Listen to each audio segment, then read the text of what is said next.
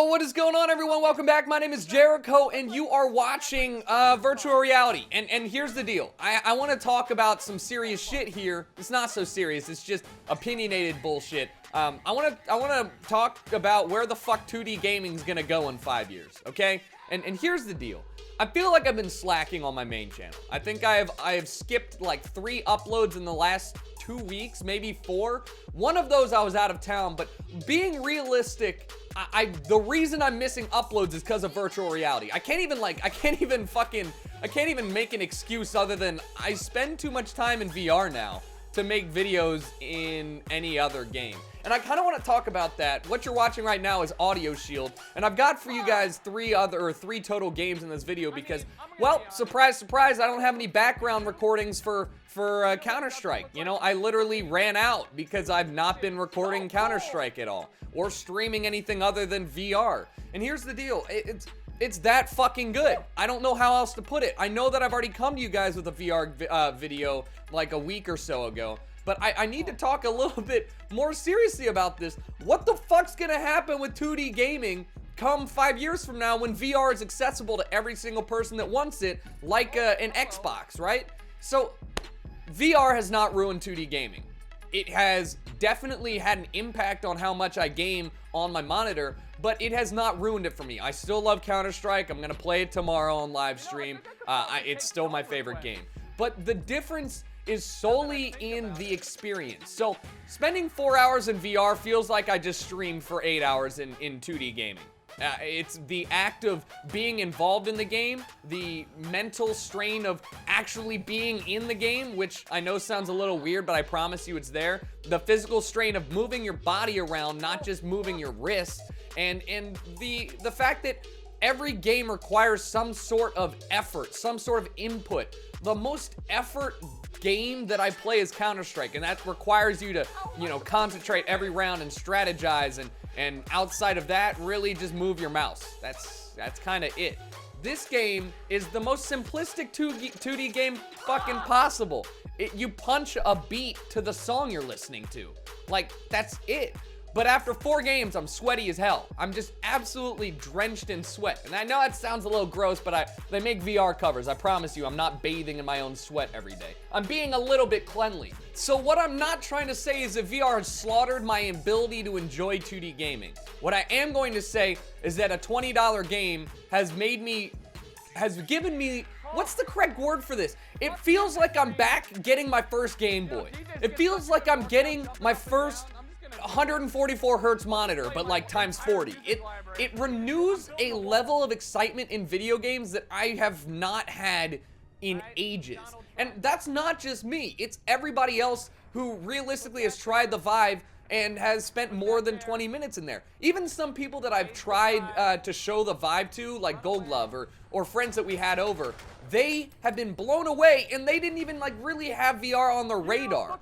This is Hover Junkers, a first-person shooter, and probably top 3 of my favorite games out for the Vive right now. It is everything that I want in a game, whether it's Twitch chat integration right there, as you guys can see, or, you know, just really solid combat like you'd expect in VR. Duck under cover, reload with your weapon, you know, in a way that seems realistic. Everything about VR, every time I try it, no matter what it is, FPS or maybe it's just a simple application like virtual desktop that just populates your desktop in VR. I have never once in my life playing VR said to myself, damn, I really wish they did more with this tech. You know, I really am let down by how far this has come. And I realize this sounds a lot like the last VR video I made, but it's actually kind of worrisome. I've spent 12 hours in VR in the last 2 days, and I've done absolutely no gaming on a 2D monitor, period. And it's not just 12 hours on stream or recording. I'm playing VR off stream and off recording. That's something I don't do anymore.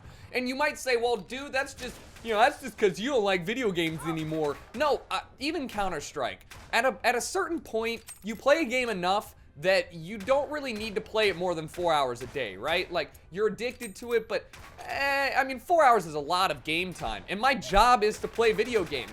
But VR has given me such an unusual opportunity to say, holy shit, that it's making me nervous that there's going to be Well, a huge divide in gaming in not this year, maybe next year, maybe 2 years from now, where gaming splits between 2D and VR, and I'm worried that virtual reality then will ruin my 2D gaming experience. And I say ruin, not meaning, oh, I'm never gonna be able to play Counter-Strike again. I just mean, I'm worried that I've tried the ecstasy of video games, that nothing will ever compare to when I'm in VR, that everything will be good but not as good, that, you know, I won't get the same feeling as I do when I get into a new game that really just fucks with my mind and makes me feel like I'm in the game. Even though it doesn't look as realistic as 2D games that are AAA made, that are like Skyrim or even CSGO to an extent, even though it looks cartoonish, I, every single time, will fuck up and try and lean on a VR object or put my controllers down on a VR table. It's unbelievable how immersive it is in its first iteration, and I'm saying I'm worried because I'm worried that this isn't going to be technology that's readily available to every single person that wants to play video games. All right? That is a fun but kind of interesting worry to have. I don't want a huge divide to come down the middle between the haves and have-nots. I want gaming to, at its core, be available to anybody that wants to try it. And I love consoles for being able to provide that AAA experience for a relatively affordable price. You don't need a PC in order to play the best games. You need a PC in order to play the games at the absolute best quality, but you're not being robbed of an experience. Just the whipped cream on top, per se. You know, it's not, the core gaming experience is not different on PC. It just feels a little bit better, right?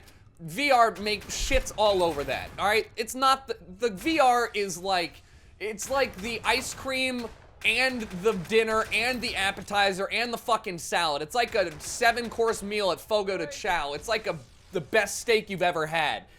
And it's like the first kiss. So when I say I'm worried, I'm worried that the technology and the price is not gonna get dropped enough that everybody can be in this world, that we're gonna be separated from the elitist, quote unquote, and those people that, well, they're just kind of settling. And that's not cool. I wish that there would be a way, and I pray there's gonna be a way, that the technology needed for Vive, for Oculus, for, you know, VR in general, is not gonna have this $700 plus gaming computer, you know, boundary. This game is raw data, which is one of the more realistic sims, and it's very difficult because, I mean, it's fucking realistic. You have to use the grip controls to grab a bow from over on your back. I mean, it's fucking insane. And it's one of the best looking games. It's actually really hard to jump in and try it out because you gotta actually be decent with a bow and arrow if you want to use the bow and arrow. It's crazy. And it's stuff like this that just makes me ask the question, is it going to be a split reality where you have, you know, these amazing immersive systems that people are spending more and more time into, and those that can't afford to do so are stuck in the, I guess I shouldn't say stuck, but are forced to live out their gaming dreams or even their non-VR dreams in real life 2D screens? Because you need to try it. I sound like the biggest salesperson for VR. I don't give a shit if it's Oculus. I don't give a shit if it's PlayStation VR, or if it's Gear VR, or if it's Vive. You need to try it. It's impossible to explain or show you guys in a 2D video. And that's what's worrying me. I don't know if I'm going to be sucked out of the 2D gaming space into VR because nothing gives me that feeling. Nothing gives me that first kiss. Nothing will make me feel as excited as I did the first time I put on my headset and went, oh fuck, this is better than I thought it would be. So I'm curious to hear your guys' comments on this. Do you think there's gonna be a big divide between the haves and the have-nots in the gaming industry? Those that have VR and those that don't have the ability, whether it's monetary or access-wise or room space to use VR? And with that said, do you feel like game developers are gonna actually move away from making titles for the console, even though there are a lot of players that are going to be playing and will continue to play solely on console? I'm not sure if that's the case. I'm pretty sure that wherever the money is, that people will stay and produce stuff for that. But, I mean, we saw it with new next-gen consoles, or I guess current-gen consoles, where developers would phase themselves out of one tech, older tech, into the newer one? And do you think that it's going to stick with consoles versus VR, or is there going to be some sort of collaborative thing where they make games for both? I don't know. My guess is as good as yours. Just felt the need to say I'm pumped. I'm fucking excited, but I'm also a little spooked for the future, man. Let me know in the comment section below. Hopefully you guys have a great day. No stream today. I'm going to go see the Pegboard Nerds, so hang out and watch some other new people on Twitch, and I'll talk to you all later. Okay. Do I actually